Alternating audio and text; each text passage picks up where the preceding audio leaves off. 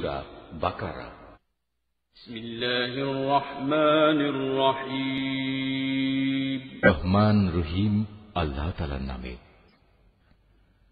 আলিফ লাম মিম।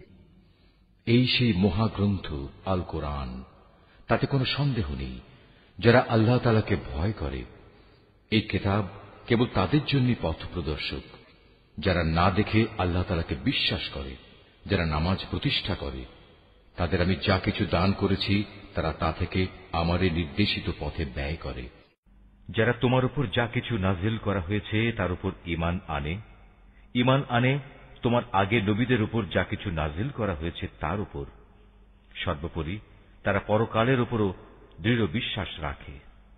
সত্যিকার অর্থে এই লোকগুলোই তাদের মালিকের দেখানো সঠিক পথের উপর রয়েছে এবং এরাই হচ্ছে সফলকাম।